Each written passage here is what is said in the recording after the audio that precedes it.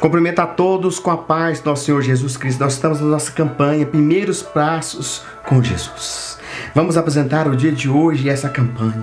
Querido Deus e eterno Pai, Pai querido, peço a Tua misericórdia sobre as nossas vidas, perdão pelas nossas falhas, pelos nossos pecados. Pai, esteja conosco, dando entendimento, sabedoria e completando essa mensagem com Teu Espírito Santo. Pai querido, é que eu lhe peço, em nome do nosso Senhor Jesus Cristo. Amém e graças a Deus. Meu irmão, minha irmã, hoje nós iremos meditar sobre o livro de Colossenses 2.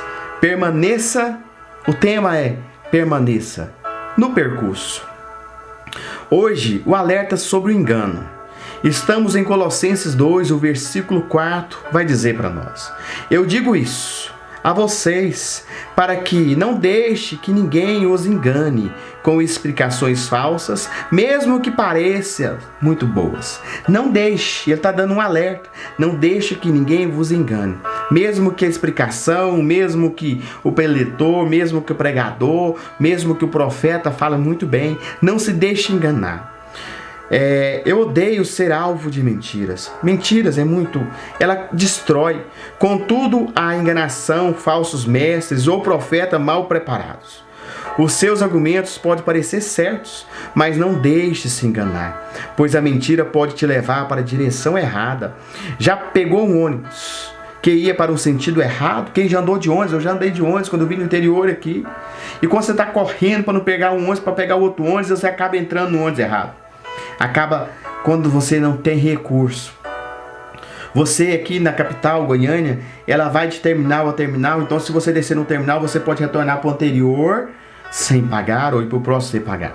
Já aconteceu sim de eu pegar ônibus na correria do dia a dia, no atraso, na ansiedade de chegar, e o ônibus é errado. Depois você percebe, opa, eu tenho que retornar. Assim também é a vida cristã errada. Pegar ônibus que ia para o sentido e ir para o errado. O pior ainda é quando estava na escola. Quando eu estava na escola estudando, e você fazia correndo, às vezes estrada de chão, indo a pé para estudar, pegando carona. E às vezes ia pegar carona com leiteiro. Naquela época nós não tinha condição. Então nós ia ali para a beira da estrada 9 horas da manhã, meu irmão. Era 8 quilômetros da cidade de Jandaia. Eu e meu irmão. Nós tínhamos 9 anos. Meu irmão tinha 7. Nós ia para a beira da estrada pedir carona. Não é tão distante. Nós estamos falando do ano 90, 91, 92. Foram 4 anos pegando carona. E às vezes nós pegava leiteiros que eles iam passando de fazenda em fazenda. E o nosso foco era para ir para lá. Nossa aula começava 1h da tarde. Mas às vezes o leiteiro entrava na fazenda, entrava no outro, falava assim: nossa, nós não estamos na nossa direção. Às vezes é assim na nossa vida também, cristã. É nós ter o bom senso e saber que não está na direção. É mesmo que pode acontecer espiritualmente. Conforme seguimos Jesus, temos que permanecer na estrada, indo no caminho certo. É o caminho certo para seguir Jesus. É seguir Jesus, Ele é o caminho. Isso, Ele diz para mim: eu sou o caminho, a verdade e a vida. Ninguém vai ao Pai senão por mim, que é o Jesus Cristo que está dizendo. Não adianta você procurar outro meio. Se você quer ir a Deus, se você quer ir a Jesus, só tem um caminho. Não existe outro. É indo até Jesus. Ele diz: eis que estou à porta e bato. Se você abrir, eu cearei contigo. Quem disse isso é Jesus. Isso pode acontecer, meu irmão. Mas às vezes nos distraímos. Ou pior, nos enganamos. Então, para nos ajudar nisso, vamos para a palavra de Colossenses 2,6, vai dizer: portanto, já que vocês aceitaram Cristo Jesus como Senhor, vivam unidos com Ele. Eu gosto disso. Comece com Jesus e continue com Jesus. Os falsos mestres tiram cristãos da simplicidade, apenas seguir Jesus. Então permaneça nele. Você deve não só seguir, você deve permanecer na presença de Jesus. Estejam enraizados neles. Construa a sua vida sobre ele. Ele diz que ele é a rocha, que quem está nele, pode vir a chuva, pode vir a tempestade, ela não vai cair, essa casa, se você está edificado na rocha, que é o Senhor Jesus Cristo. Mas se você não está na rocha, você construiu a sua casa na areia, vai vir a chuva, vai vir o vendaval e ela vai cair. Jesus não quer isso conosco. Pense nisso ao plantar uma árvore. Você a rama, você escolhe uma muda para que cresça. Algumas pessoas tratam Jesus como essa pequena escora. Elas crescem e deixam para trás. Não faça isso, porque muitos ali colocam a escora quando a árvore está pequenininha, quando começa a crescer, deixa tudo para trás. Acha superior a todos e deixa para trás. Não faça isso. Jesus é a nossa raiz. Ele é a videira e nós somos o ramo. As raízes fornecem nutrientes para o crescimento e nos mantêm alicerçados, mesmo na tempestade. Estejam enraizados nele, construa a sua vida, meu irmão, sobre Jesus, sobre a rocha. E Paulo nos alerta: não nos deixe esvaziar por meio de argumentos sem valor, que venha da sabedoria humana, que não está enraizada em Jesus. Colossenses 2,9 vai dizer: pois em Cristo, como ser humano, está presente em toda a natureza de Deus. Uau, pense nisso. A natureza de Deus é um corpo. Jesus não é um pouco, mas um 100%. No versículo 10 vai dizer: e por estarem unidos com Cristo, vocês também têm essa natureza. Se nós estamos unidos com Cristo, nós temos essa natureza. Ou em outras palavras, Jesus é inteiramente Deus. Quando você está enraizado nele, você se torna inteiramente, você pessoa que deveria ser, você vai se transformar quando você está em Cristo Jesus. Os falsos mestres estavam tirando os cristãos do caminho, dizendo que Jesus era parcialmente Deus. Em vez de seguir Jesus, eles concentravam em seguir as regras. Eles diziam: você tem que fazer isso para ir para o céu. Coisas do Antigo Testamento, como circuncisão. Os fariseus ali, todos os mestres da lei, pegava a Bíblia, pegava ali a Torá, que é os 5 primeiros livros ali, o Pentateuco, que só falava ali: tem que circuncisar, tem que fazer isso, tem que fazer isso. Mas não seguia, não amava o teu próximo como a ti mesmo.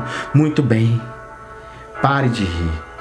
A circuncisão foi praticada em uma imagem física com um significado espiritual.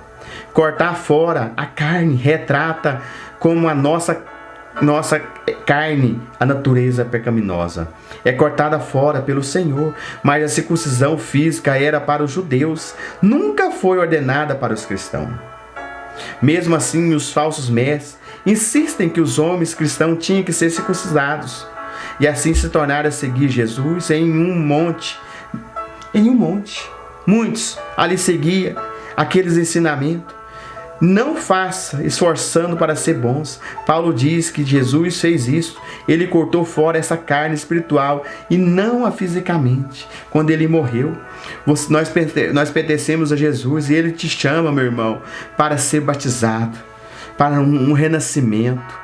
O batismo não é uma forma de ser salvo, meu irmão. É algo que você faz porque Jesus te salvou. No batismo nós identificamos que Jesus, a minha vida antiga, morreu na cruz. Quando você se batiza, você reconhece que Jesus morreu e você quer renascer, você quer uma vida nova. A antiga morreu com Jesus na cruz. A sua ressurreição se deu de uma vida nova. O batismo retrata o sepultamento. Quando descemos as águas, a ressurreição é quando saímos da água. A nossa vida é a maneira que seguimos Jesus agora. O velho se foi, não temos que trabalhar para pegar todos os pecados. No versículo 13 ele diz: perdoou todos os nossos pecados. Ele perdoou todos os nossos pecados. Ele cancelou totalmente nossa dívida. Não há mais nada para ser pago. O pecado não tem poder sobre você. E por isso que seguir Jesus não é apenas um conjunto de regras. No versículo 16 de Colossenses 2, não é uma questão de quem deve comer ou beber. Não é uma questão, vou comer isso ou beber isso, ou um dia de sábado. Essa coisa estava na antiga aliança, era importante, mas o versículo 17 explica que elas eram todas uma soma daquilo que virá. As somas são úteis, elas te dão um contorno do que vão de vir. Mas Paulo diz que a realidade contém o Cristo. É Cristo. Jesus é a realidade. As regras, tradições eram apenas uma sombra. Quando nós pegamos em termos que como você tem que adorar, você tem que orar, transformamos a adoração a uma jornada de culpa. Então adicionamos mais regras, como o versículo 21, quando o pastor começa: você tem que fazer isso, você tem que fazer isso, você tem que fazer isso. Você começa a pregar a lei. Essa adoração, esse louvor, essa leitura tem que ser despertada com a palavra, para que você pegue. O versículo 21 vai dizer: não toque nesta coisa, não prove aquela, não pegue naquela. Onde ele vai dizer dessas pessoas que ficam colocando regras em tudo. Paulo diz que essas regras parecem ser sábias, mas não funcionam. Você não sabe se tornar bom seguindo regras rigorosas, adorando-a de maneira forçada. A vida não é uma caixa de proibição. Ouça, quando seguimos Jesus, há muitas coisas que deixamos de fazer. Mas não por causa das regras, mudamos porque nos tornamos novos. Estamos enraizados em Jesus, cheio do Espírito Santo, que nos ajuda a largar o pecado, viver de maneira correta, meu irmão. Isso é a sombra e a realidade. Seguir regras é uma jornada de culpa. Seguir Jesus é uma jornada de graça. Em Colossenses 2, certifique de que seu onde está indo na direção certa. Colossenses 2 vai dizer para onde está indo a tua vida. Com o Espírito Santo ele vai dar a direção. O caminho é esse. E você vai seguir, você vai mudar, porque você morreu, tudo que era velho se fez. Você é uma nova criatura. A reflexão de hoje é: Paulo nos fala permanecer em Jesus assim que começamos. Que perigos, a decepção, você vê que pode se distrair em seguir Jesus. De que maneira seguir Jesus é diferente de seguir as regras? Qual a diferença? A sua experiência de seguir Jesus se parece mais com uma jornada de culpa ou de graça? Qual que parece mais na sua vida, de culpa ou de graça? Você vai meditar no Colossenses 2, vai te dar as suas respostas e vai te dar mais intimidade com Cristo. Vamos orar. Querido Deus, eterno Pai, Pai querido, obrigado pelo ensinamento de hoje, obrigado pela Tua palavra, obrigado por tudo. Pai, eu tenho certeza que a vida desse irmão, dessa irmã, Pai, não vai estar em cima da lei, vai estar em cima da Tua graça, da Tua misericórdia. Nos ensine, Pai querido, a esse irmão que ainda não foi batizado, desperte nele o desejo de mudança, o desejo, Pai querido, de um renovo, o desejo, Pai querido, de largar todas as coisas velhas e se fazer novo. Pai, é o que eu lhe peço, em nome do nosso Senhor Jesus Cristo. Amém. E graças a Deus. Fique todos com a paz do nosso Senhor Jesus Cristo. Amém.